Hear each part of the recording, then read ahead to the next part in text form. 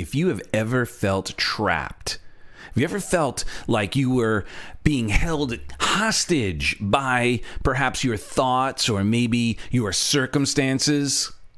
Get ready to have your mind blown, because our guest today, Arjan Erkel, was held captive by Russian militants, Russian Islamic militants, for 20 months.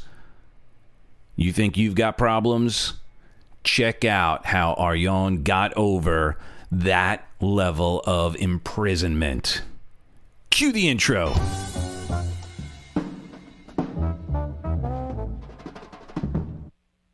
Welcome to The Real Deal, where we get real about what it takes to succeed.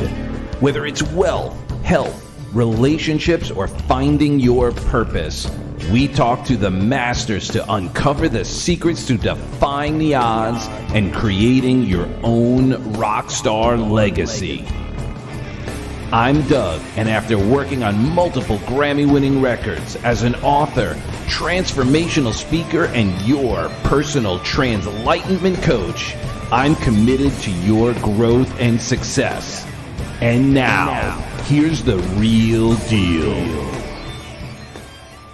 Welcome to The Real Deal on Success. And today we have a very special guest. We have essentially, through the time of this show, has been about sharing stories of people overcoming obstacles. And oftentimes it's really about business or some personal challenges that some of us can truly relate to, and others go, well, that's a little outside, but if they could do it, then I could do it. You are in for a treat today, because this is next level overcoming, surviving, and thriving, turning tragedy into triumph. But first, a word from our sponsor. If you are ready to maximize your mindset, to take your life to the next level, to unlock and unleash your other than conscious mind, go to maximizeyourmindset.com or mindsetmaximizer.com. Download your free guided hypnotic meditation. That's mindsetmaximizer.com. All right, so allow me to introduce our incredible guest here. For almost 2 years, Arjan Erkel was kidnapped by masked Islamic rebels in Dagestan, Russia. It was a nightmare he never expected to live through, but once he was in the middle of it, he learned how to cope with his new circumstances. His unique story about survival, his quest for freedom, and his powerful recovery is still inspiring. For 15 years, through speaking, workshops, and coaching, Arjan inspired thousands of people with his message about freedom and taking ownership of your own life. Next to that, Arjan is also co-founder of Free a Girl, a foundation that is dedicated to freeing young girls from forced prostitution. Since 2008, they have freed and given a second chance to more than 4,700 girls globally. Holy crap. Brother, first of all, on behalf of God, the universe, everyone on this planet, thank you so much for pushing through and, more importantly, sharing your story and do something with it. It is my absolute privilege to meet you. I'm in awe. Nice to be on your show, Doug. Thanks for having me. And yeah, of course, it's been a hard time in my life before, but I survived, and since then life became more easy, and of course I can give back something to society. I've been kidnapped for 20 months. Those girls who are being sexually exploited, they're also more or less kidnapped, and they also want to have a second life again. So that's what I give back. One of the things I give back. Yeah. I can't even imagine how, I just want to cover that. How does one not lose their minds? How did you not lose your mind being in that situation? What was it? I mean, there must have been moments where you have filled with so much rage, so much frustration, anger, bitterness, resentment. It could be consuming, I would imagine. Yeah, I think it's also something to do with pride and honor. I wanted to survive. I wanted to show my family that they were fighting to get me back. So I wanted to fight to come back to them. But also, if you're kidnapped by people from a complete different culture, you also want to show that your culture is strong, that no one is going to take away my culture. So It's pride, honor. You want to win. As some people, are winners. I didn't know I was a winner, but I wanted to win.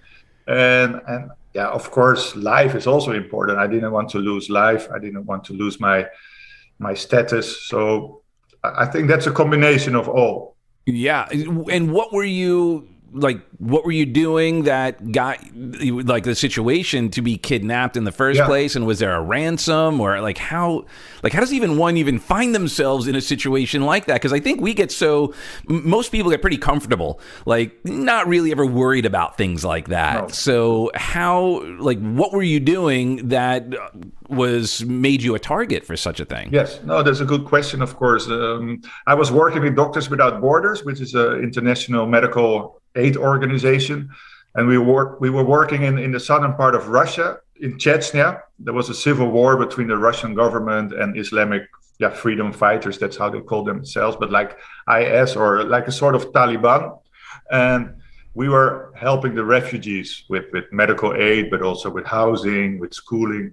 And for decades it was an area that was prone to kidnapping, and we always thought, they're not going to target us, and our safety regulations are okay. But at the end, they stopped my car. They came with their guns in their hand, pointing towards me. So that's how I got out of the car, and they beat me up completely. I thought they were going to kill me, but at the end they kidnapped me. And like you said, they wanted to have ransom. In the beginning, they talked about 12 million. So it was a business case for them, but of course for me it was hardship. Oh my gosh. Now, so when you were in, I don't know if these are questions that you've answered before, and he's like, oh, here we go again. But what was it like being held captive? What was it day to day? Did you? How did you? I only have to close my eyes, and then I see the misery. I was held in a dug out hole under the ground. So it was sort of a cave, but then not with an iron skeleton, but it was surrounded by trees. The insects were there, the mice, the snails. I only had one little door within the door when they gave me food, just a candle. It was 6 feet by 5 feet, and then only 6 feet 3 high. So it was really a small place. And that was, of course, on a good day, it felt like home, because I wanted to make it home. It's very difficult to make it feel home, of course. And on a bad day, it felt like that was my grave already. I was under the ground, not among people, insects waiting for me to die so they could start eating me. And of course, like you said, the emotions went from crying because of misery, because of injustice done to me. But on a good day, I thought, I have to work on making contact with my kidnappers, because they are the only one that can make my situation better. And that was also one of the things I did. I wanted them to see me as a human being. And then I'm an anthropologist by study.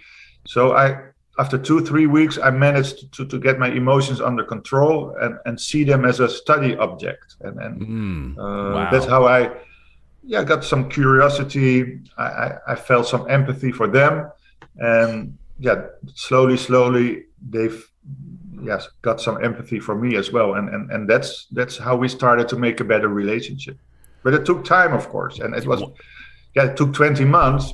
And of course, there were days that I couldn't manage, and I wanted to give up. I wanted to commit suicide. I wanted to take a gun so they would shoot me. But in general, I stayed quite calm and learned to live with the emotions it gave to me. And I grew in the moment, and I became a stronger person, of course. Yeah. So I heard you say there weren't people around you, so it's not like you had other people who were kidnapped and captive as well, I was the only communicate. So but they lived around me in the same place. They made a hideout under the ground. So my room was next to their kitchen, to their sleeping room. But in the beginning, of course, they didn't open the door. They just saw me as a prisoner who was dangerous, because if I escape, they will lose $12 million. Right. Yeah. So lack of a better word, there was almost, some distraction if they were whatever making noise or doing whatever, he had something else to focus on rather than that complete isolation.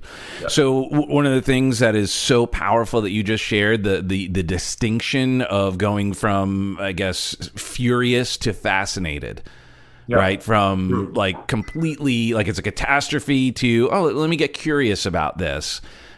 Which is incredible. That is a huge lesson for people who are ever stuck in nothing close to what you've got, but some people can feel trapped. Yeah, for sure. Lots of people are trapped, and they're also somehow kidnapped by circumstances. But then it's like you said, how do you turn it around in something that you can see as it's not a gift, of course, but it's something that you could learn from, or that makes you stronger, instead of being of course, I felt like a victim every now and then, but victim is not something nice to put on your own head, because you can be victim of a situation, but to be a victim is something else, and didn't fit within the macho culture. The guys in the south of Russia are like the UFC fighters, wrestlers, boxers. They're all from that part of the world, but also it didn't feel good for myself. So, and once you're in a situation, it's better to make the best out of it than to make it worse, of course. And then I think it helped me a lot that I, like you said, I became curious and I wanted to learn about them, but also, of course, functional, because if I understand them, then I can influence them. And if I don't understand them, if I don't touch them, or they are not touched by me, then they won't change their behavior. Right. So it's also the rationale behind it, that it makes sense, I think, to make the best out of the situation. 100%. I mean, I couldn't agree more. I mean, I know we'll get to it. I'll just tease upon it now, is kind of what's happening today in the political divide.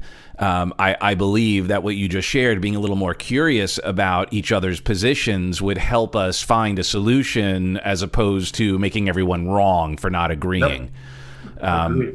And we'll get to that. I just blown away by your experience here, and I'd love to just learn a little more.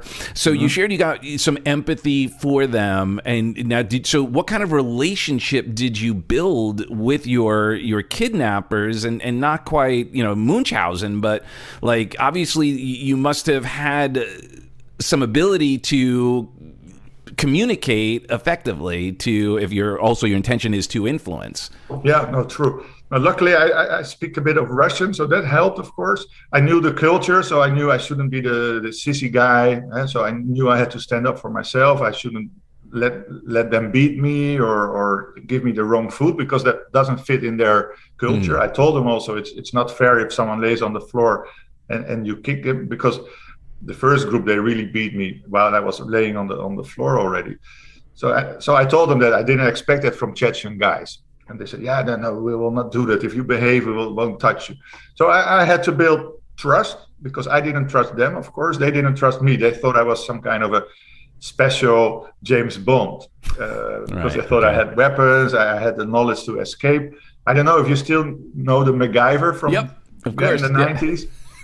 So they looked at me like, okay, he's going to escape. But I'm not a spy. Of course, I'm quite big. I was taller than them.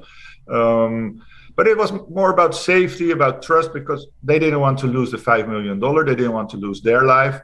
And the same for me. I didn't trust them, because they said, if you behave, we will behave. If you behave, you can brush your teeth twice a day. You can wash once a week. What I did was listening to their promises, and if they didn't keep their promise, I would tell them, like, this is the promise you made yourself. I behave, I go according to the rules you gave to me, so you should also behave. And that builds trust.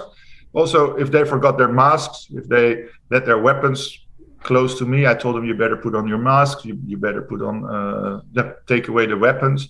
Once I had a gun in my hand, but I gave it back to them. So wow, because I was not in the army, so I didn't know how to use a gun. In the Netherlands, we don't have guns at home. I don't know. We always think that every American has a gun at home. I don't know if that's true. But, we do. Yeah, you do. Wow. Yeah, so it's building trust, but it's also building real interest, I think. Because if you like someone, you you yourself also want to do more for that person Right. than if you don't like someone. So luckily their boss, I called him the general. I gave nicknames to all of them, and not like the fat guy, the fatty, and the bald one, like the bald one, but nice names like Tank was the strongest, General was the boss, Professor the smartest. I gave a nickname for myself, so that made it more human. I had to humanize the situation because they didn't start with that. So Wow. And how many people were there? In total 13, but they rotated, and most of the time there were 4. Okay. And did they like at some point start letting you out to exercise or things like that? Like it became almost a trusted, like, okay, like I hate to use the term, but it makes me think a little bit like Hogan's Heroes. Do you remember Hogan's Heroes? No. But so it was basically Hogan. They were trapped. They were captive by the Nazis. It was a comedy, and they had this relationship that it was almost like they could do almost whatever they wanted. They just had to go back into the room at night, kind of thing. It was. That was not that easy. That would have been. I didn't know the series, but I tried to negotiate that with them. Like, if I promise not to escape, why don't you give me more freedom, and then we can have a more easy life. But at the end, like in the beginning, of course they didn't trust me, I didn't trust them, and it took time to make them grow, but also to make me grow. But after 6 weeks, they said, why don't you come and sit in the kitchen while one of us is cooking? And then I was not allowed to watch at the knives or to look at their guns, but I should just sit still and drink a cup of tea. I got a cookie. And then slowly, after like 3 months, they said, okay, every night we can take you out for 30 minutes. But the first time when they told me, I was like scared because they never took me out at night. They never even knocked on my door. But now they said, because they were also nervous, they came to my room and they said, we're going to air you, or how you call it, to take you out for 30 minutes. But I thought they were going to kill me outside. And that's the way to disguise them. But from that moment, really for 30 minutes every day, they took me out. So I got more privileges. For example, in the beginning, they didn't allow me to look at the food or to touch the food because they thought I was maybe poisoning them. I was haram. I don't know if you know this word, that if you're not Islamic, then you're dirty. You're not. And but after like 9 months, they said, okay, maybe you can also cook sometimes for us. So there were definitely improvements and privileges, but that doesn't take away the fear that every day could be the last day. It doesn't take away that you can't cook, you can't eat, there's no real friendship, there's no warmth from friends or people or lovers or of course it became easier, but it never becomes like like the series. Not. No, I was just finding how you navigated it and how you influenced, because I'm sure had you not done that, you probably would have been treated considerably worse. Yeah, definitely. And you wouldn't have been able to have, such a strong sense of yourself because, it would be, consistent dehumanization. Yeah. And what's interesting, the way you're sharing it too about them, it sounds a little bit like the way you mentioned it, like it was a business deal for them. So there was no necessarily personal thing. It's like nothing personal. We don't know you. We just, because for them it was they were getting paid to, I guess, keep an eye on you. Were they the ones that kidnapped you, or no? There was one group that kidnapped me, and the second group that guarded me. So definitely what you say, that was really important. The second group also said, we don't know you. It's not against you. It's not against your organization. But your organization is rich, so that's why we choose you. I was the director, the country manager, so they expected my organization to pay more for me than the driver, for example. So, but of course, for me in the beginning, they were the how you call it, the sons of bitches, Of course. But I also had to see them as human beings, and that took some time because, of course, all the fear, the frustration, but I think it's something to do with intuition, but also with normal, rationalistic, intelligent behavior. Like, okay, if I'm going to be aggressive, there's 13 guys who will be aggressive. I'm not going to win I can run away, but a bullet goes faster. So it's Yeah. these kind of things also help. And did they ever, like, could you ever communicate? Did they ever have, like I imagine when you look at like television shows and ransoms where it's like, oh, he's still alive. Like, we're going to be able to get him back. Did they ever hold up the phone and say, hey, say something, let him know that you're okay? No, not the telephone, but they made pictures every now and then. But it took 5 months. I don't know. I can share some if you want. But sure. I will start the document. But it took 5 months because I think on purpose they waited such a long time because it might increase the chance that my organization would pay right away, because that's what they do on purpose. Let me give you sharing access here. Yeah, I have to start something here. So the first, when they made that picture, I was really happy. I thought finally something is going to happen, and finally I'm going home. Let me first show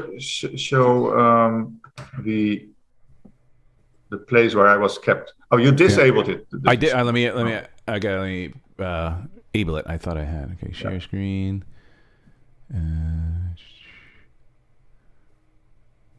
Advanced. But anyway, so in the middle of the night, I had a beard for 5 months because they wanted me to look like a real Muslim fighter. They always have beards because Muhammad had a beard. And then they came in with a razor blade, and they said, take away your beard. And I had to. They gave me a uniform, like a military uniform, and then they made some pictures, Polaroid pictures, and that was the sign that I was still alive. And then a month later they made a new one, really with a newspaper, and then it felt like I was in the movies, of course, and it made me really happy because I thought my organization is working on my freedom, because I also started to doubt, of course, like who's trying to get me out? How professional are my colleagues? Do they care at all, or they pretend? Because if they would do it the wrong way, I would be the one who was going to be killed, of course. Yeah. See if you could share now. I made you co-host. You should be able to. Yeah, I am. Okay. Let me. This is, for example, my room. How it looked like. So this was my grave under the. I will quickly go to the next one. So this is the first picture they made, and here I was worried actually because it looked like I was one of them. Right. I thought they should at least beat me up or put a gun against my head. So I told them, you better put a gun against my head.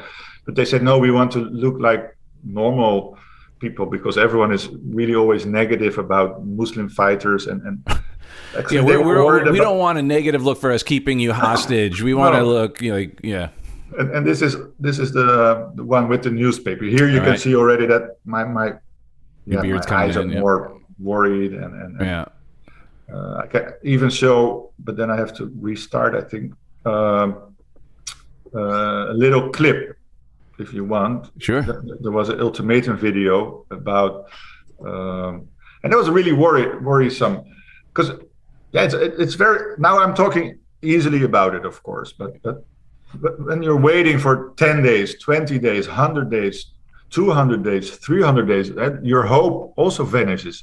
And were you counting days off, or did time just get blurred for you? No, every day I was really counting the days, and every day I thought maybe tomorrow or maybe today or maybe tonight I will hear some good news. I might go home. Right, but were you notching days, so you could look back and go, "Oh my gosh, it's been X amount of days"? You were definitely. Keeping count. For example, I never had a, how you call that? The end date is never sure, of course, when you're kidnapped. Right, it's not like in prison. So then I thought, okay, I'm here already for 150 days, for example. So my birthday of my father will be in 77 days. That's only the half of the time of 150 days. Wow. So I will make it. So these kind of things really help me. but yeah, it's not so strong that it takes away all your worries. Of course, Right. worries is about every day is one day closer to the end. And Right. in a good day, the end is a release, and in a bad day, the end is really the end. And then let me show you this video clip. Yeah, please. Then it becomes more clear. Going to Share screen with sound. Yeah.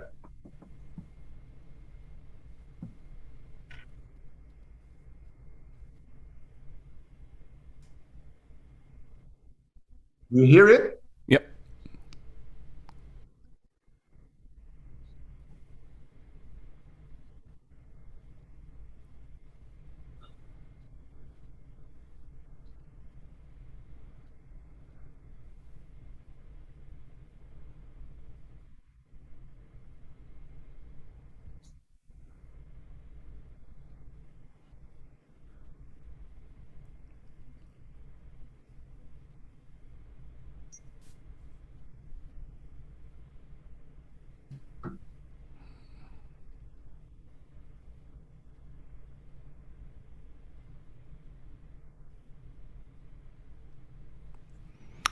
Yeah, and that's the way I see myself. It's the hopelessness and despair and tired, and also worried, like, how come no one is helping me? Sometimes I was so angry at my director and my bosses, like, you dumbheads, how difficult is it to get me out? How difficult is it to pay? But also, about the kidnappers, why can't you arrange a deal? What kind of salespeople are you? Yeah, so that it looked, you had spoken for 10 months, and you said in 10 days it will be clear, but you were there for 20 months. Clearly, 10 days they didn't get the money. Is that what got you out? Yeah.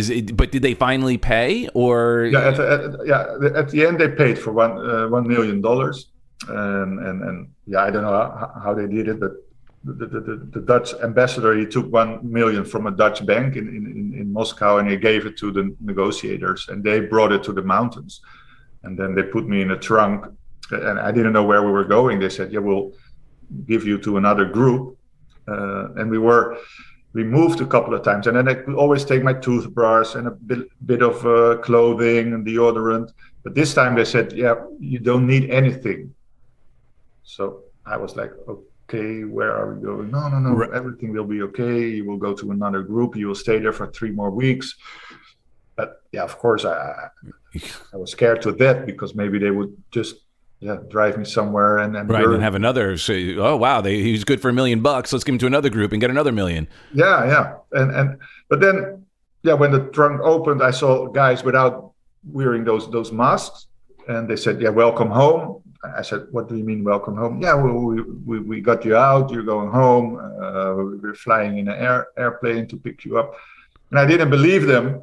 But then another Russian guy walked in with a mobile phone, and then I heard the Dutch embassy, some diplomat was talking to me in Dutch. And then I really started to believe that, I'm free, I'm going home. Wow. I want to go to Moscow. I also want my mother to see me, my father to see me. And then it went very fast. I was released in the morning at 6 o'clock, and within 18 hours I was back home in the Netherlands, waiting for my mother on the tarmac of the airport of Rotterdam, the place where I'm from. And her arms were so wide. I've never seen someone giving me such a nice hug, and her smile on her face was really the nicest smile I've ever seen. I've never seen someone. I can't even imagine. So go ahead. That must have been the most exhilarating feeling to literally have that, your life potentially back. Now the only demons you have left are the ones in your head. True, and it didn't start in right away, because in the beginning, it all felt so unexpectedly, and I became famous, which was also a bit strange, because then people look at you, they expect things of you, and I was thinking, how should I behave? Because normally you play football or you go to the discotheque and you dance and no one notices you. But now Right. everyone was like, hey, this is the guy who's kidnapped. And they were giving me free beers and free restaurant trips. And even police officers, they said, hey, you're parking the wrong way, but okay, it's okay for today. Don't do it again. So that was nice, but it was also a bit, taking away my freedom again. So I had to. Whoa, yeah, right. That's what a crazy, crazy distinction you just shared. Yeah, but so it took maybe a month or 3 weeks before I got away of that feeling, and then it came in like, wow, you survived, you're strong, all the powerful, lessons you learned. You can also, use them here in your free time, and that's what, when I started to think, okay, lots of people, like you said in the beginning, are being blocked or even taking away their freedom in their mind, but also financial freedom in the wrong relationship, the wrong job, but also willing something, and like you said, not using their potential. They think, I'm not good enough, I can do it.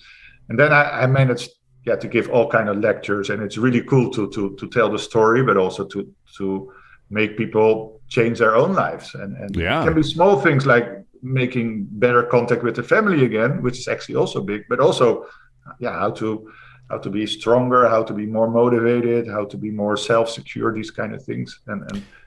And you weren't a speaker prior to that? Like, no, was that, not at so all. How did you, and I'm gathering just from speaking with you, you absolutely had such a healthy attitude around it. And I'm sure, while these things were happening, I wonder, because were you thinking, how can I, while I'm here, how can I use this experience to make a difference in the world? I mean, were you thinking that even then? No, not even during that time. I think I was too much busy with myself. Of course, I thought, I have to come out, and then I should be the new Mandela, or I should solve at least the nuclear disasters. But then my excuse was, I don't have a pen, because they didn't give me a pen and paper. So no, I didn't feel that at the beginning. I went to a psychotherapist, and he said, because you're so strong and you're an example to lots of people, why don't you start giving lectures? But it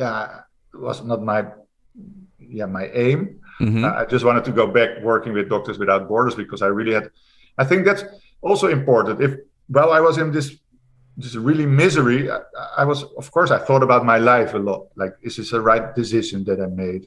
How come I ended up here? How bad is it that I'm here? And I looked at my life, at my past, and I thought, it's still worth everything that I've done with Doctors Without Borders in my life before that. It was such a great time that I had with this organization, but also in my life. I can even balance it with the misery I'm in now. And that's what I want to tell people as well. Look in your life for the good things, that if bad things happen, because they will happen anyway, and we always think they're not going to happen, but that you can at least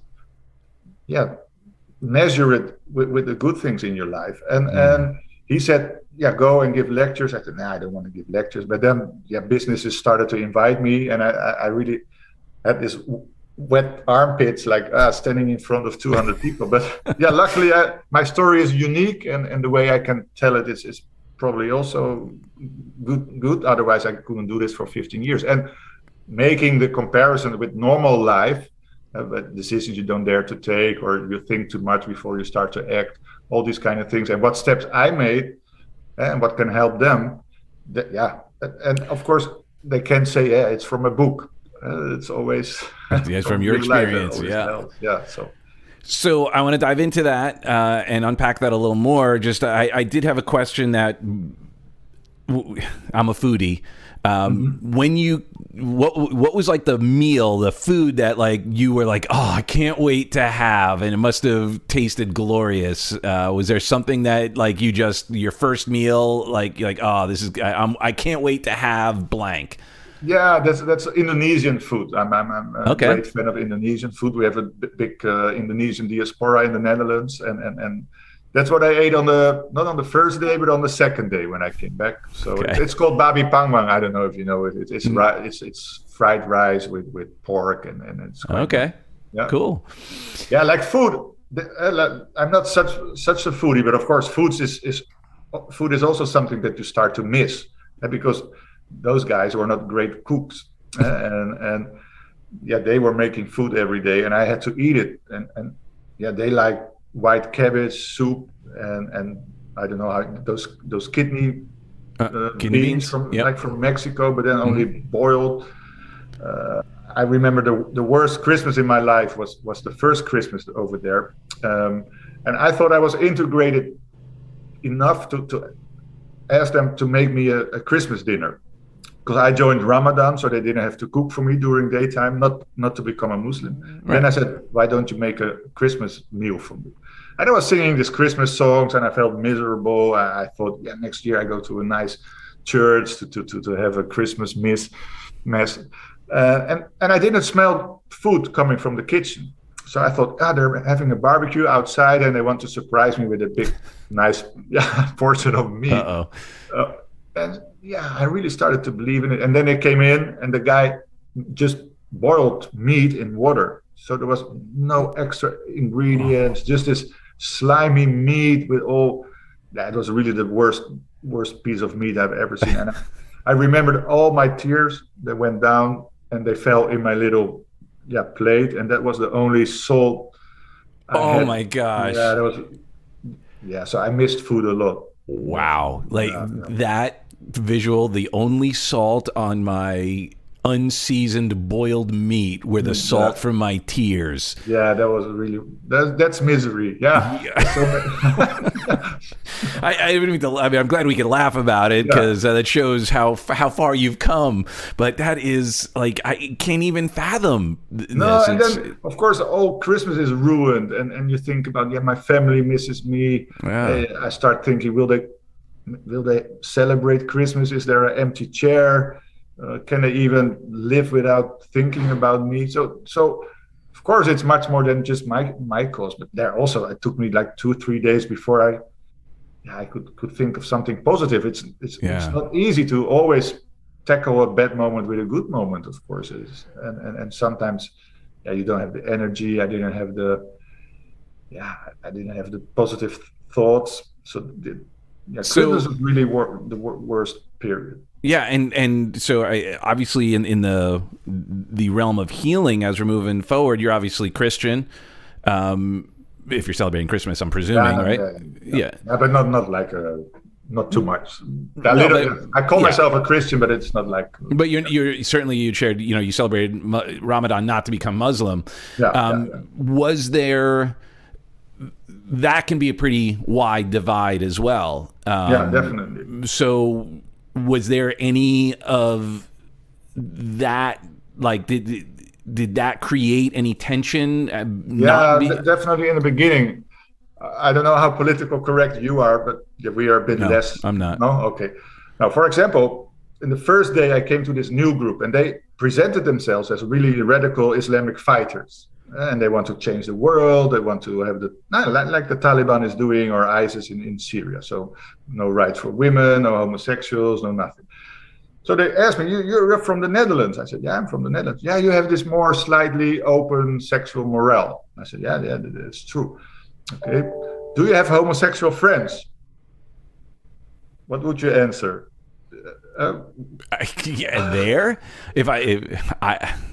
I'd probably say yes, because I do, but I don't know. Like in that moment, to survive, what do you say? Do you lie? What did you do? What do you do? And I didn't want to feel like a traitor, but I was so worried, because what's the right answer? And the guys are standing there with was pointing at you, and okay. So I have one homosexual friend, and I said, no, I don't have it.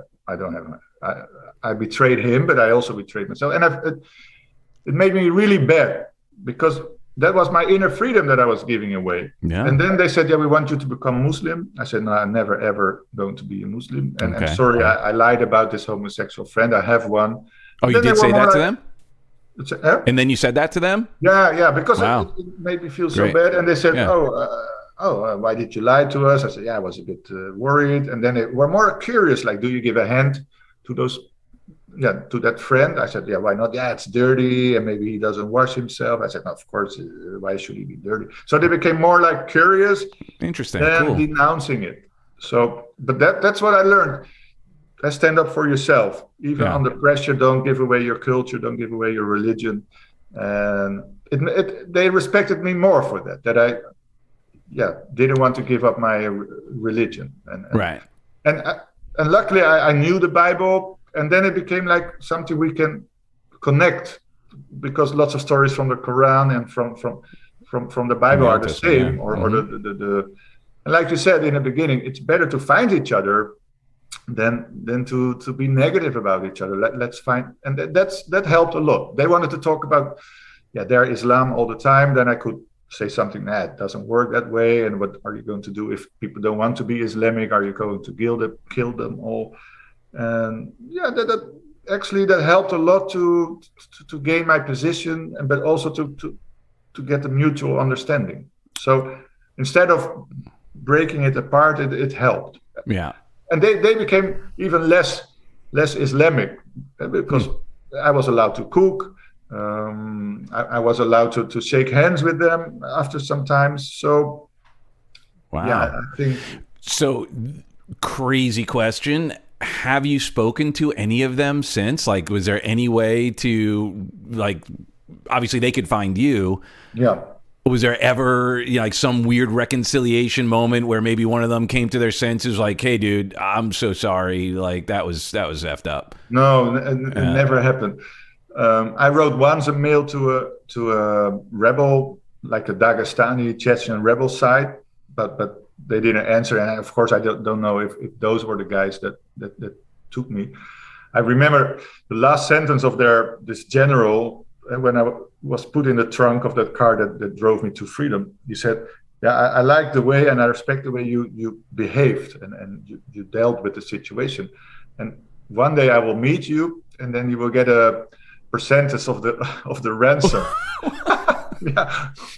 But he never showed up. No, but that's really true. But later I met one of the intermediators, and he said that it took some time, but all of them, they were wiped out by the Russian army and the Russian secret services. So they don't exist anymore. So, last question on that, because I want to move into how you transitioned and into what you're doing now more. Do you forgive them for? What's your relationship with that? I'm not so strong with forgiving and I how to answer this? I don't think there's much to forgive in this situation, because they behave better than I expected. They really, I don't know the word in English, but in the beginning they didn't want to give me a book. They didn't want to share TV. They didn't want to. So they gave me privileges of which they never even thought about. So they stepped over their line to make my life better. And I think at the end, not with all of them, but with 3-4 of the guys, we really had a normal, not normal, of course. I was always independent. I was always depending on them, but they behaved like seeing me and respecting me also as a human being. So in that way, I'm more grateful that they also transformed. And that's why there's no need to forgive them. I think. Other people always like to forgive people, but it doesn't. It's not needed here. So what I'm gathering is you found a way to forgive them during it because you accepted them as there's a situation that they may have been as much of a hostage in their own way. Yeah, at the end, yes, and because they grew over themselves. There's no need to forgive. Or maybe I forgave them there. In order to be grateful for what they did. You'd have to. Wow, amazing. All right, so now let's change subject a little bit. So you've got all this incredible stuff that happened to you in the past that you overcame. It's incredible, and you're back, and you're starting to talk and do your speaking, and maybe you start writing, and we'll talk about your book. Did you go back to working with Doctors Without Borders, or did you look for another, like, did you go right into the Help a Girl, like, and even how did that one come up? I mean, it's similar but different. No, there was some problems between the family and the organization Doctors Without Borders, so I decided to quit. So I lost my job, but then I thought, I survived for 20 months, the most problematic ordeal in my life, so I can find something else. In the beginning, I just wanted to relax, but after 5-6 months, my therapist said, you better get some structure in your life. You had a sabbatical already for 20 months. He called it a sabbatical. And then first I started to write the book in Dutch. Then I start giving lectures. I got married. I got a child. So that really helped me to get structure in life. And then I heard about the problem with lots of children, underage, minor age children being kidnapped. And I felt related because I was also kidnapped. I was never raped. But I thought, I was also waiting for my freedom. I was also waiting for my second chance. And I remember how bad my family felt and how glad I felt when I hugged my mother again. So I wanted to give that back to girls in Asia, in the Netherlands, in Brazil. So that's with 2 other people we started Free a Girl, and since then, together with local partners in India, in Laos, in Thailand, we released more than 4,700 minor girls. And how do you, how does that work? It kind of boggles the mind. Like, to a normal person, you can't even imagine. And I can see how people could go, like, that can't be true. That couldn't be happening. Or, because it's so, crazy to even think that people behave that way. So how do you, obviously, I can't even articulate how you reconcile that in your head to be able to get into that so dark, to go and then obviously do something about it is what we got to do. But how do you, and how do you do it? How do you find these people? This is also a long story. No, I met a guy. He said, it was just a plain guy from the Netherlands. He said, maybe you don't believe me, but I've been to India and I've seen this misery. I started helping kids. I started to raise this to build those houses where they're reintegrated, and we reunited with the family. But then there's lots of NGOs or charity organizations, but I really felt connected, and because of the guy, but also because of my history. And I asked him, how can I help you? We need money, we need attention. So I had good connections with the TV. So I got him in the biggest TV show. We raised $400,000 that night. And then he said, why don't you join me? Why don't you go to India to see it yourself? And because I like the same with you, I thought it's always with pedophiles going after young girls. But he said, no, it's not just pedophiles. It's just a whole culture that people do it. It's cheap. It's not even, it's unbelievable. And then I went to India and I saw the misery myself. But I saw the brothels where they were working. I saw kids at 9 years old thinking that this is the best thing in their life after being transferred, after being trafficked to all kind of other brothels. So they could accept that this was their life. And I thought, that's not normal that kids of 9-year-old think that this is the rest of their life. But then I saw also the small girls that were freed, and I felt like I'm a man. And because of my sword, you had all this misery. But they wanted to play volleyball. They even wanted to sit on my lap because they were so small. And I thought, this is a sign that they are not victims. They're victims of the situation. But they also are survivors. They also manage in their minds not to see me as a evil man or male. And then I thought, how cool would it be to help to get those girls out of misery and bring them back home. That's how it started. I think the power of resilience, even in those little girls who can, like you said, you're dealing with gratitude or with forgiveness, but their minds were already again into the future. And how cool is it that you can give new futures to children? I can't even. Yeah, it's just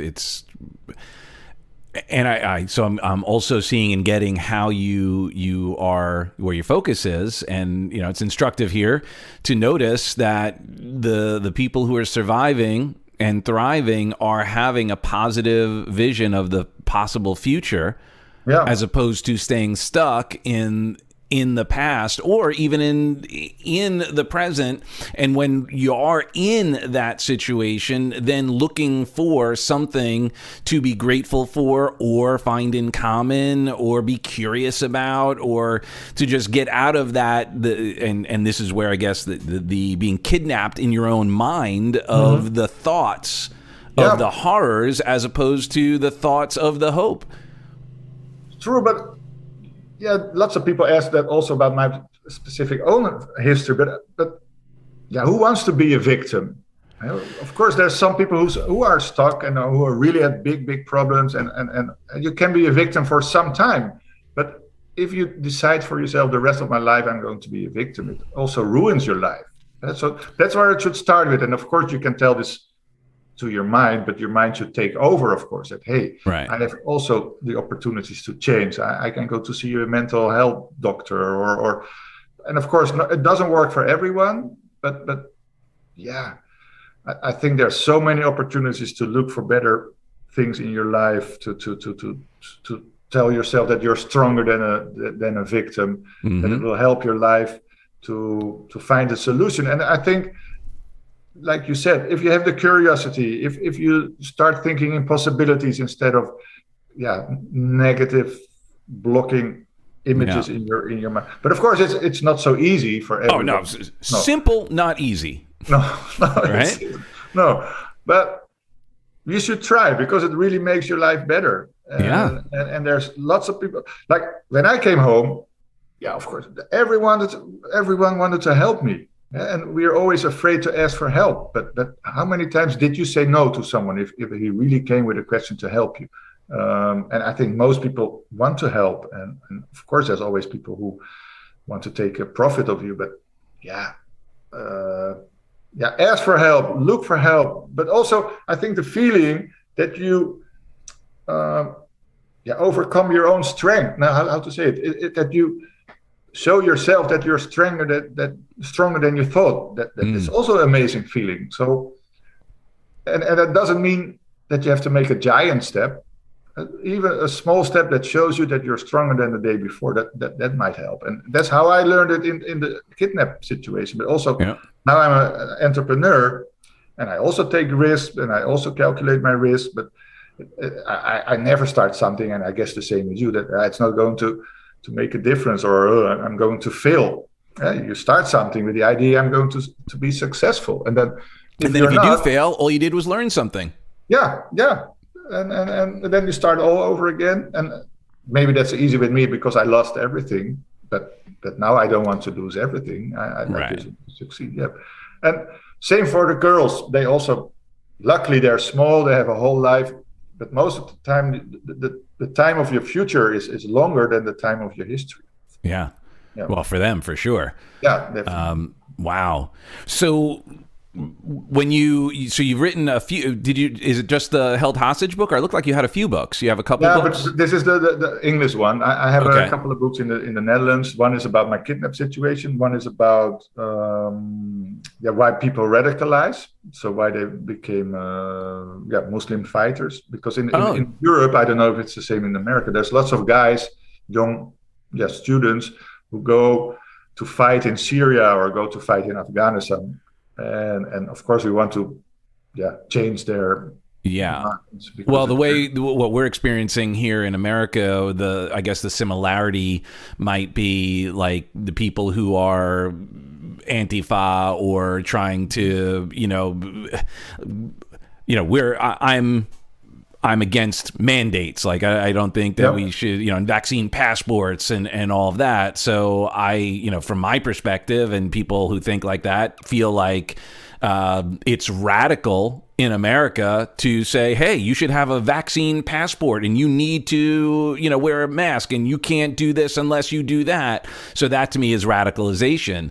Yeah, true. So speak on that. Like, what did you learn? What did you notice? And what have you maybe noticed of what could be done to maybe mitigate such a challenge? I think at least listen to each other. That helps, because it's the same here in the Netherlands with this people who have a different idea about this vaccination. They're seen as lunatics, but they're not lunatics. There's people with really worries, and so listen to them. Maybe even try to create a surrounding for them that they can also have their lives. Because why should everyone be the same? And start dealing. Yeah, respect is not an easy word, but they also have a right to have their opinion. And especially now with this woke and all this political correctness, we should all have the same ideas, and it's a sort of fascism that everyone should think the same and be the same, which doesn't make life colorful anymore. No, we're making it even worse. That's what I think. If we start talking about who are you, what kind of ethnicity, then you focus much more on differences than focusing on what makes us equal, and that makes it much more beautiful life, because most people are equal in their thoughts, in their in their wishes, in everything. And like in my country 5, 6, 7 years ago, we just treated each other as people, and now we started to treat each other as ethnicities and sexual orientation, and we didn't care before that. Right. Yeah. I don't know. It's so interesting how it all started to, like, it's almost like people are saying they're using differences to make things not different. Yeah, but it doesn't work. It doesn't, right? It's counter. Like it's illogical. And it's so interesting you share that, because it seems like, I would say good 5, 6 years ago, 10 years ago, people got along better, just in general. So too. Yeah. And then somewhere along the lines, we've all become somewhat radicalized, I suppose. Yeah, dogmatic, definitely. Yeah. Yeah. I mean, it's interesting, like even here it's now, like if they're trying to change language. I don't know if you've seen how that's all happened here, not only pronouns and that kind of thing, but there's talk of, there was a murder case, a massacre case, like it was a serial shooter. And the defense argued that you cannot use the word massacre, murder, tragedy, like all of these words. It's just it was the unfortunate incident. It was like yeah. No, we are so afraid to hurt each other, so we hurt each other by not hurting each other. Yeah, and I think that's also part of life, to be hurt. Of course, we don't have to do it on purpose. But we should also learn each other to be resilient and to have some pain in life, because one day you will die, or your someone else will die, and they will miss you. So it's part of it. Or maybe you run under a car and you will. I hope it doesn't happen, but incident happens, and we should also not look forward to it. Be prepared. Well, and that's so interesting, because it's almost like it's somewhere in the last few years, we've almost gotten to the point where there's an expectation that no one suffers any discomfort. Yeah, no, like, those words hurt, those, like everything hurts, and we're not supposed to get sick. And like, I remember when I was a kid, like just using like illness as an example, when my friend said, hey, we're, my mom's friend was like, oh, my kid's got chicken pox. Yep. I was like, you're going over to his house, right? You're going to get it because you're going to get it. So let's control it. I know when it's going to happen. We can prepare, and then you won't have it. And I remember even watching an old episode of the Brady Bunch. Do you remember the Brady Bunch? Yeah. And all the kids got measles. Yep. And it wasn't like, oh my God, they got measles. It was like, they got measles, and the message of the story was not, and of the show is not, you've got to get vaccinated and we got to eliminate measles from the planet. It was, Mike called his doctor, the man doctor, for the girls, and Carol called the woman doctor for the boys. And the message of the show was that women can be doctors and treat men, and men could be doctors and treat women. We're all okay. It's like, oh, that's a good message. Like that was the message, not fear about measles. It was just a part of life. And next to that, if we start to antagonize people, we will never find each other. But right. If you try to look for the common parts, like in my kidnapping, it's all about making people human again instead of making people a different sort. And it's a pity, but I think we need more examples because of it's always nice for the media also to make it sound bigger than it is. No one would tune in. I think one of the biggest challenges we have in our world is 24-hour news because no one tunes in unless it says alert, right? So every time you turn on, it's alert, like, some horror, some challenge, something, and we've built a tolerance to it. So it's got to be worse and worse and worse. Otherwise people won't tune in. They'll be like, I'm tired of that. And then it's like, oh no, now you're gonna die. And like, maybe I should pay attention to that. Yeah. So sometimes I wish everyone was kidnapped for a little bit of time, and that for sure that you're getting out. But you need sometimes to stop your life and to rethink, and then you can explore and start accelerate again. But you need this silence or this moment of quietness, and I think maybe that's what's missing because if we are bored, we take our telephone, we take our iPad or whatever. We don't want to be bored anymore. But from boredom, also new ideas starts, of course, and rest. But I don't have the solution, Doug. But I know for sure people will always be hurt, will always have pain, and lets people be prepared. And it doesn't help thinking that we can prevent that. Right. Of course, again, we shouldn't do it on purpose. Not too much, but even with some jokes, you can also learn people to be more resilient. Of course. Well, and that's the combination as well, is I'm sure you have friends that you can joke with and you can, be kind of dark or satirical or say something that another person might be offended by. Yeah, true. And you know that with your friends and all of that. And by the same token, oftentimes people may say something depending on what a mood we're in the first place, what state. Like if I'm angry and someone does a joke, I might respond differently than if I'm grateful or if I'm feeling good. So there's all these other things that are at play, which, it is valuable for us to have. What you kind of started this out with is just not dehumanizing, getting curious instead of overreacting. If someone says something and maybe you go, oh, well, what else could that mean? I wonder, interesting. Maybe they're not having such a great day. Maybe, they're lashing out because they're in some sort of pain or frustration or confusion. And then especially today, how stressed out people are with, all of this negative news and, now with Afghanistan and COVID and vaccine mass passports and mandates and all this, everyone's like freaking out. Yeah. So everyone's like already kind of raw, and this is the time where we really need to, like you shared, step back, right, and just calm down and maybe get curious instead of getting and empathy angry. Also, for example, in the beginning, when I was just kidnapped, they never felt sorry for me. And I thought, how can they be such a hard people? And they should feel some mercy. And I felt myself like the most sad person on earth. And then I started wondering, how come they don't react? And then I started asking about, what did you experience in your life? And then one guy, his wife was killed. The other one, his house was bombed.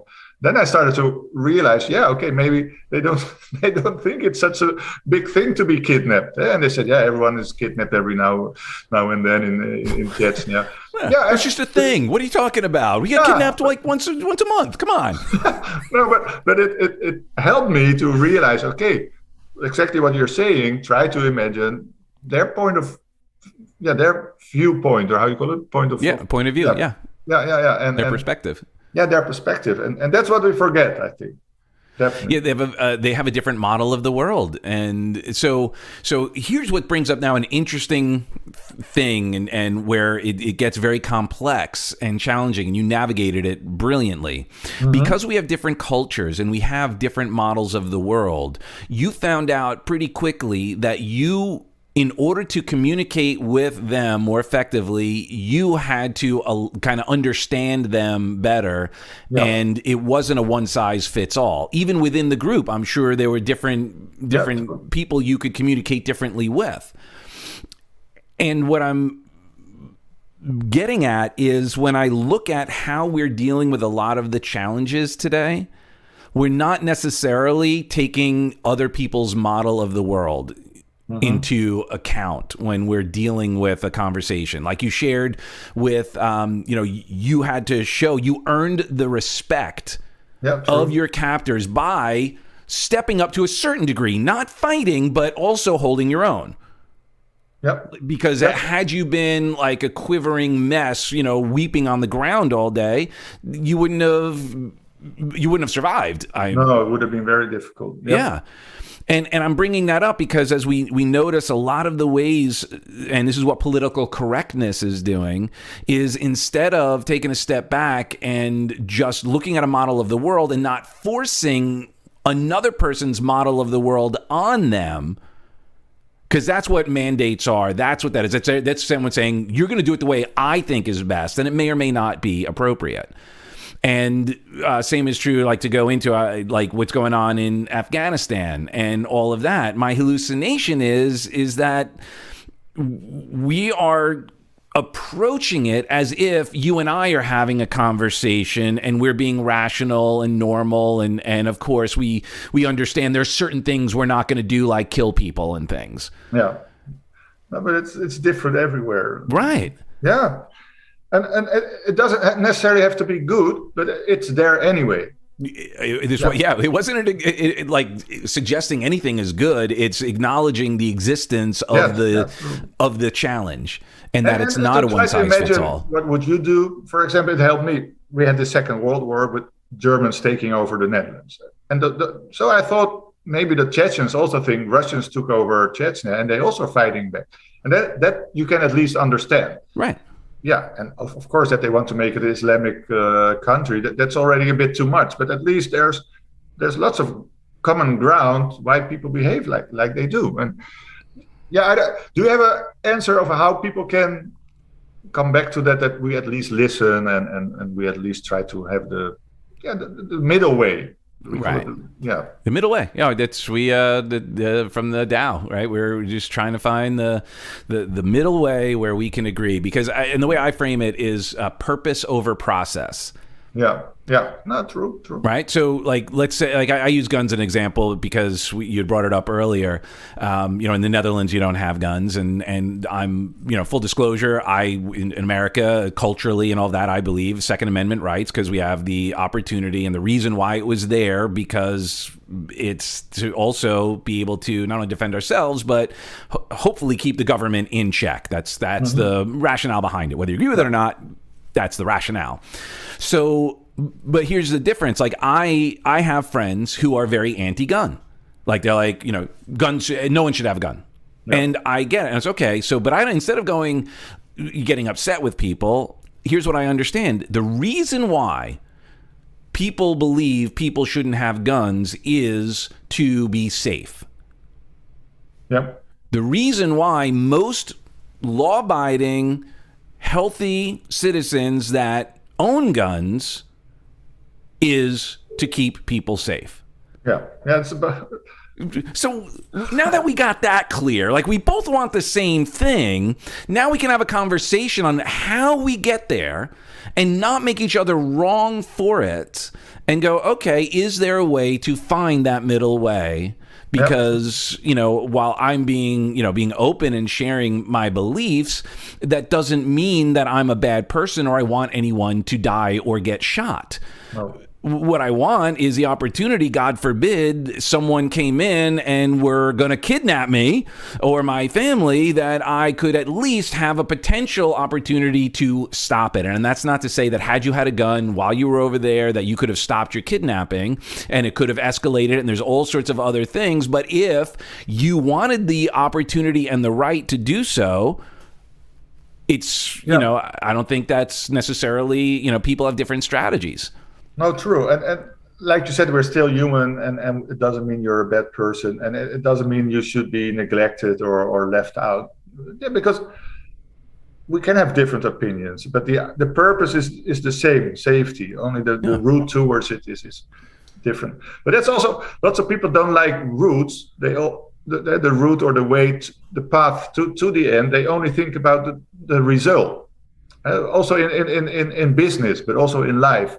And I learned that it's also very interesting, and it's a cliche, of course, that the path towards the success should also be interesting. And then success becomes less important, because sometimes we focus too much on the result, and we forgot how we get there. And if we and the term, the way, the frame that I'm using is that the result is more important than how we get there, in that, let's say what you're doing is not working, like in your success.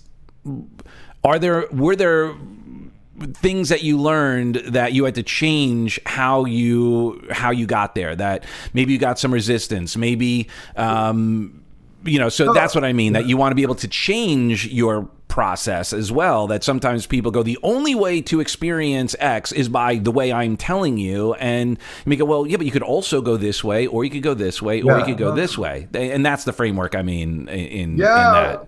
I agree. And for example, in my way, I was taught not to talk about politics, not to talk about religion once you're kidnapped. But as the guys wanted to talk about religion all the time, I also started to talk about the religion, also started to talk about politics. But when I was too enthusiastic in telling my way of thinking, they could become angry, and then I could understand, okay, maybe the rules cross the line. Okay. But reel it in. Yeah. But for example, what did I learn? That sometimes if you're not stand up for yourself, I had to box with them. But for example, which is also success of winning, but the result could also be that they win, and that I have a black eye, that I lose respect. But if I win, the guy might lose respect. So for me, it was really difficult. What should I do? So did you ever throw a fight? Yeah, no. So they invited me, or they told me I should fight with their leader. But then, I was wondering, maybe I can escape, and maybe I tell them I'm the champ from Rotterdam, and I'm from the ghetto, and but they didn't believe me, and they said, your hands are not so big. I said, let's show me your hands. It's also not big. This is the last day that you will be the general here, because I will beat you up. And then I was standing against him there in the dark, and I thought, no, I'm not the first one who's going to hit, because I will try to dug away. And I managed, but then he hit me on my eye, and I had a black eye.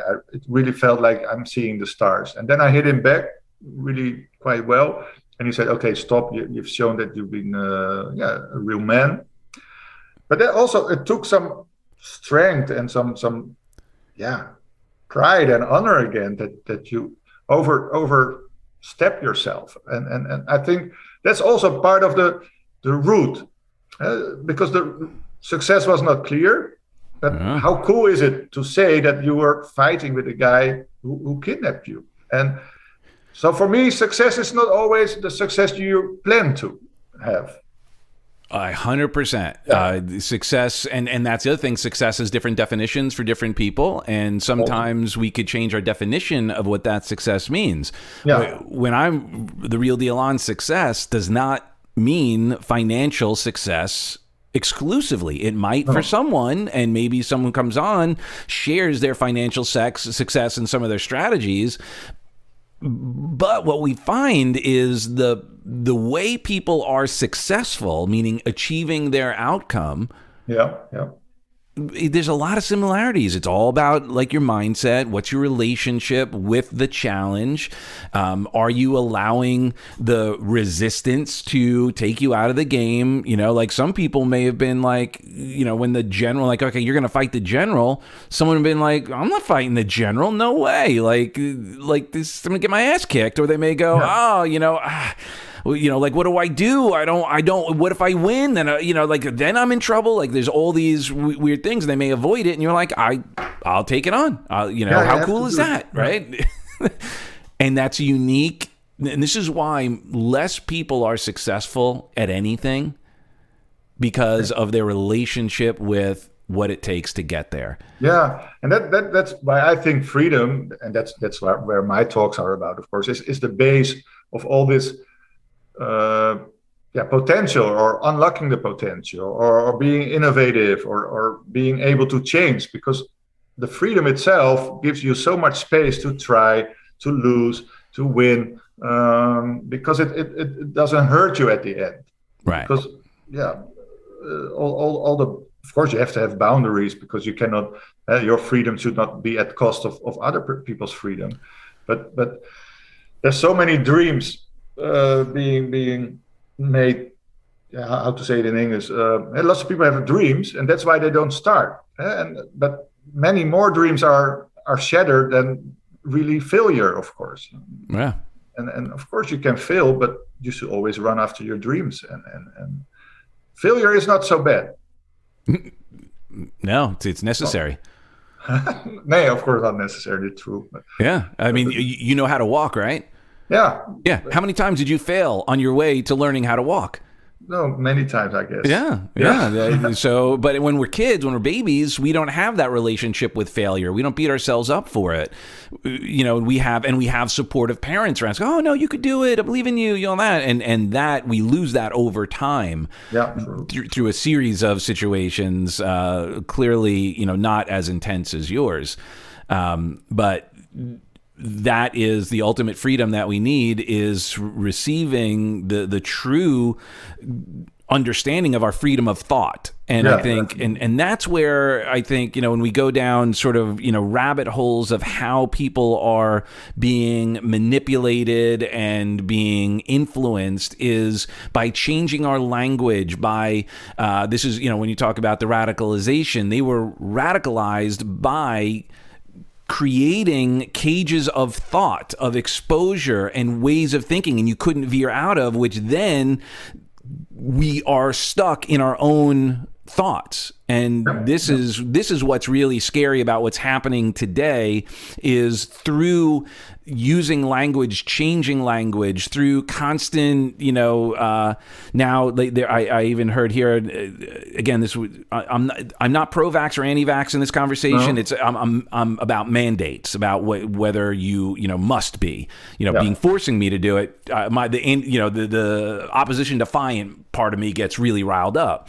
But now the language that is supposed to be used here, and this is, I think, from the CDC, I don't know where around the world, what kind of influence they have, but it's no longer the unvaxxed.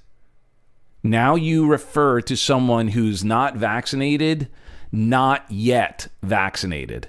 Okay. So, I mean, that is a huge distinction, because basically that's saying, like, the presupposition is you're going to get vaxxed. At the end, you're just not yet.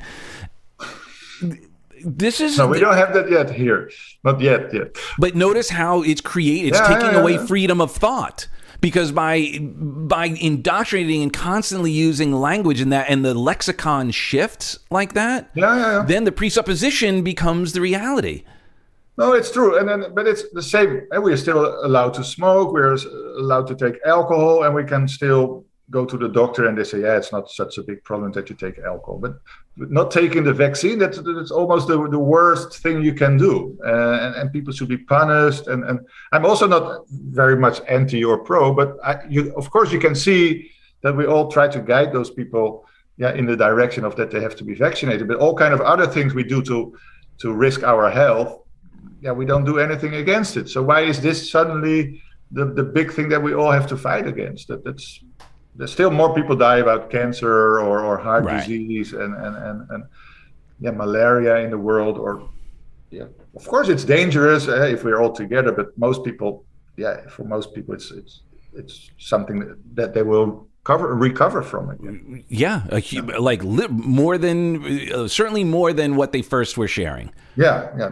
No, it's true. I also don't like this idea that people cannot be free of their own opinion about COVID. Yeah, and that's the other thing. It's different. You know, it's one thing. It's just to mandate putting something in your body. You know, it's one thing to, with the mask, again, I don't believe in mandating anything. And, the mask, at least you can undo the mask, right? You could take the mask off. If you're having trouble breathing, you can pull it down, you can do whatever. You can't undo whatever is put in your body. So it's a big decision. And whatever the reason is that someone doesn't necessarily have their, be okay with it, I believe that is their freedom to choose. Yeah. And that's what's really scary, and then which I think takes us back to, are we getting into repeating future, right? Repeating the past of show me your papers. Yeah. No, yeah, I hope. Where's the line? It doesn't go this way. I hope we will facilitate, and that's what I said at the beginning, also facilitate the people that don't want to be vaccinated to be still part of society. Mm-hmm. And even with testing, maybe they should allow to be tested. I don't know, but I hope that at the end, people who want to take their vaccine, they take it. Who don't want to take the vaccine, don't take it. And that we have a sort of control system with controlling that we can still leave out the people who are sick at home for the moment, and people who are not sick but not vaccinated can also be part of society. And I think that should be the focus, so that everyone can still, because it's not like it's not like you're a pedophile and you're not supposed to be with kids, because that's a clear line. Huh? Well, but you know what? Yeah. They get more privacy. They will have more privacy than if things go the way they're going. Then someone, if the powers that be had their way, everyone would know whether or not you're vaccinated. But no one would know whether or not you're a pedophile. No, so because that's your pride. That's you need to have your freedom. No one should know that about you. Yeah, we're not going to do a stigma about that. But you didn't. No, so I hope we'll find a common ground, and that both are part of it. And I think, luckily, there's more protest and more people realizing that too much freedom is taken away. Yeah, so I think we'll wake up. Coming from someone, and here's like a weird thing for you, I imagine, and I'm gathering you're recognizing, the importance of everyone having that freedom, because you could be like, you're complaining about, freedom about your vaccination. Try being locked up in a 6-foot cave for 20 months. Stop your bitching, right? But no. Thankfully, everyone has his own problems. And that's why you should not. I think at least you should listen to it, and then you can say, "Hey, don't nag about it," or try to change the situation, because you're still in control of how to deal with it. Yep.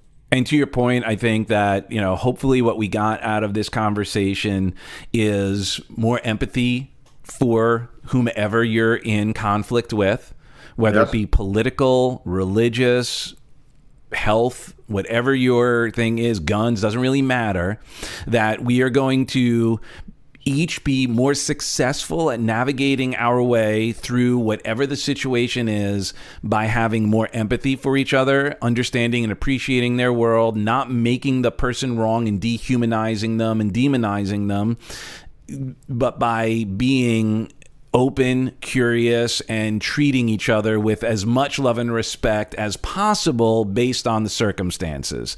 And if someone like you, meaning being in that situation, were able to create a situation of at least respect for each other. I'm not suggesting you loved your captors, but you at least were able to find a modicum of respect in order to have a more tolerable experience and get through it in a way that didn't hurt each other to an extensive degree. We should be able to have a conversation around mandates, vaccines, testing, and all of that without basically demonizing each other. And that, I think, is hopefully what people get out of, or at least one of the many incredible messages people could get out of, meeting you and learning about your experience. Yeah, no, that's a good resume. Definitely. Awesome. Well, thank you so much. Is there any last words that you would like to share, or anything you have coming up that you want to promote? Or we're going to have your websites, your book. We have your the website for you, freeagirlusa.org and heldhostagebook.com. They're all in the comments. Anything else you'd like to share before we set you free? No pun intended. No, just to people to really see how strong freedom can influence your life, and how beautiful it can be if you just excel every now and then. Not all the time, but be proud of what you've been reaching so far, but also try to get a little bit more. Beautiful. It's not so strong, but in Dutch it's easier. Yeah. Like I always say, I learned the hard way all the lessons of having discipline, focus, endurance, but also empathy, connection. And I don't use it every day, of course, because then my life would be perfect. But I know at least how to get the feeling and when I can use it. And if people wonder about themselves, what powers do I have? You have to sometimes excel, and you have to find them. And it doesn't mean you always have to use them, but just be curious also about yourself and what you can do, what you cannot, and if it's really true, and just discover yourself and then use it. Yeah, that's a bit different. Yep. Right. Oh, love it, brother.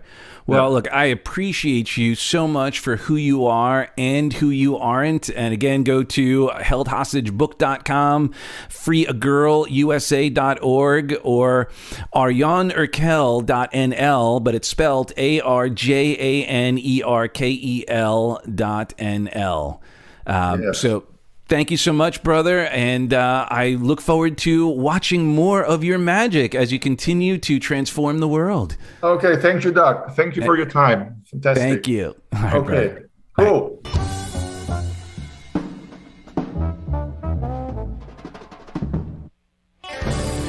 Thank you so much for stopping by and hanging with us. And remember to subscribe wherever you listen to your podcasts right here. And we look forward to serving you even more. Remember, download your free guided hypnotic meditation at guidedhypnotic.com. That's guidedhypnotic.com, where you'll get your free anxiety-busting meditation. We look forward to serving you, and if you have any questions, comments, please feel free to reach out. All right, we love you for who you are and who you aren't. God bless.